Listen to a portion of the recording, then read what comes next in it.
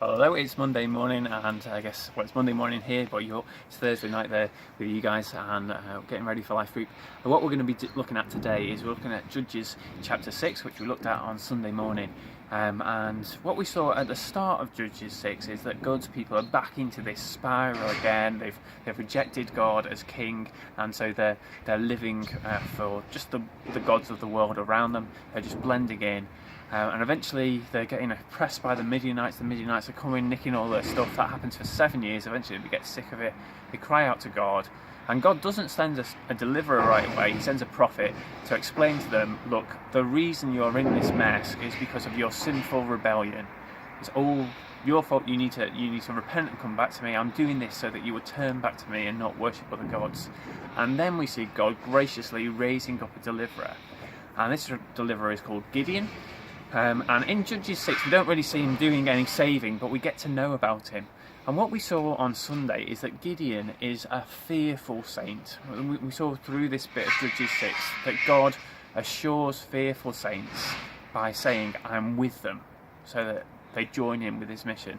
And we saw, and what we're going to be thinking about tonight, is that we're in a very similar situation, that we are in a situation where maybe we're called to join in with God's mission. Jesus says, go make disciples, but there are lots of fears that hold us back from doing that. There's lots of reasons why maybe we don't actually talk to our friends about Jesus, or get stuck in at church helping disciple other people.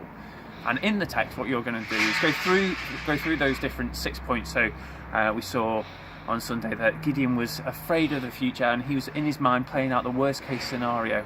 We saw that Gideon looked around at his circumstances and felt abandoned by God, so he didn't want to join in with God's mission.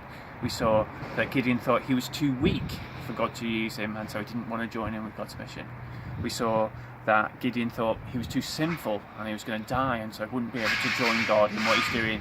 We saw that Gideon said, or he seemed to be scared of people, but he still started to serve God. And lastly, we saw lots of God's people weren't trusting God because they didn't think the Lord was as good as the idols around them.